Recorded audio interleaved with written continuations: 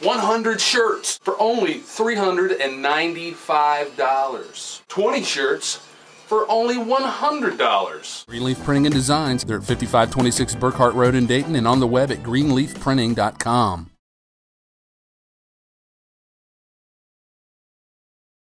Show that used to be here, went away for a long time, and we've got it back. It's just a weekend event, but now the other breeds are seeing that that's happening, and that can go. Then we would go into the other aspects. The blue buildings would be your second phase. Well, the second phase would be turning the racetrack, and then the third phase would be all the blue buildings. So it would be the red buildings, then the racetrack, and then the blue buildings, is the way as you're looking at your map. When we were looking at one point we thought, well, maybe we can put this in first, and that's not what we ended up with, the arena, because I don't know if you guys remember the hockey team that was here. I forget the name of it. The Bombers? Yeah, the Bombers. They looked at this site and wanted us to put up a, go ahead and put up the arena now, and we were looking at somewhere between $15 million for bare bones concrete, basically nothing, all the way up to $55 million for a decent arena. We've had people approach us from across the country to help finance it, and as long as they can program it for certain sports for so many weeks throughout the year. But we know that there's a need. For example, the arena that they built at Clark County Fairgrounds a few years ago, they were halfway through construction and realized they were half the size. So now they needed to be. So now, you know, the big shows are you know, especially animal shows are looking for a bigger venue, and there isn't one in this region. How many acres do the fairgrounds occupy? How many cars do you park now? We occupy 38 acres during the fair. You know, most of the parking is in the infield, and then we have an agreement with the University of Dayton to use some of the land across the street. Now that's just for the fair. Yeah. If you're talking about non-fair, I can pay on paid parking 600 cars. Paid 600. Paid. How many did you say on the property? Well, we can park about approximately 1,000 cars in the infield. Okay. And then we have paid, but during the fair, the majority of this paid parking has vendors on it and stuff like that. So during the fair, all of our parking is in the infield. But when it comes to non-fair time, we can park 600 cars on pavement. I have paid parking for 600 cars. How many paid staff in your department? There's 4 of us. There's 2 in the office and 2 outside and 1 part-time. 2002, as I came on the board, they had just finished, or they were in the middle of an action plan, and basically what that was the directors of the board was looking at the needs of the fairgrounds, and we did that, and as an outcome of that, they decided that they needed a master plan process to go forward. They asked me to chair that, and I the board hired Jeff Ray Architects and Vivian Yambi of Cincinnati. I think most of you knew Jeff. Vivian was a landscape architect in Cincinnati, and she's known for doing the landscaping and development plan for the horse park down Lexington, Kentucky, and the Kentucky State Fairgrounds most recently. As Dan already mentioned, at that point we put the roundhouse on the National Register of Historic Places. That provided for someone, if they wanted to come along and use the investment tax credits for historic preservation to help finance any restoration or development of that building that we would possible issues to do in the future. The Fairgrounds Board has indicated that we are going to stay in this location. We were approached by the hospital that would we move, and we said we would entertain an offer, and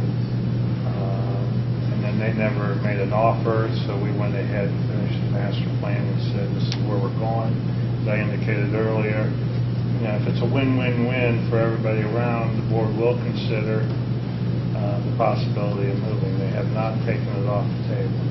Most recent, since I started talking about the most recent conversation we had with the upper management of the Miami Valley Hospital is that they indicated they do not want the property at this time.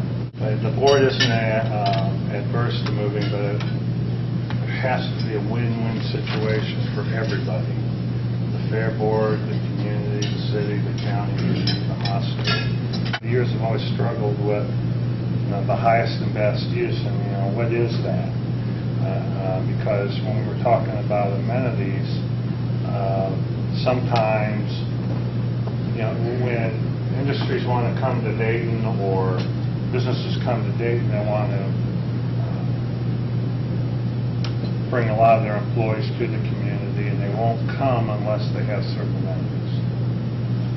I don't know if I mentioned this earlier or not, but when I was working in economic development, we had a number of years ago for the city of Dayton, we had a guy that was out at the research center and wanted to bring a factory here to make printers for computer printers. And the sole reason that they did not come, we met all the other requirements that they had, the economics of it, but they ended up not coming because there wasn't enough amenities here. And that was before the baseball field, that was before the riverfront, or the riverscape, and some of those developments we have done. I'm getting a sense that this is we have it, we're stuck with it, and this is what we can do with it, as opposed to we're committed that this is the best location for this fair. I don't know, is that an accurate? I don't know if that's a perspective you're looking from. I've had a lot of conversations with people that say that if we move the fair out of this historic fairgrounds, that they will not support us anymore, they will not bring their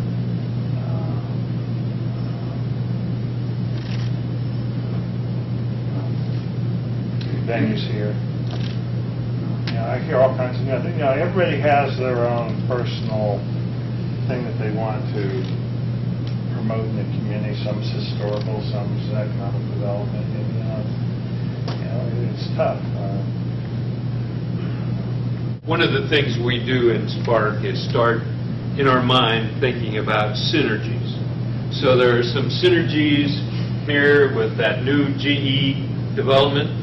There are synergies about the aerospace corridor linking University of Dayton and stuff like that. And then, the fairgrounds are kind of sitting in the center, and maybe we're at a tipping point here where either conscious thought is directed to capitalizing this, linking with sports, doing other things, or giving it up and looking towards, does that land fit another core use of Dayton?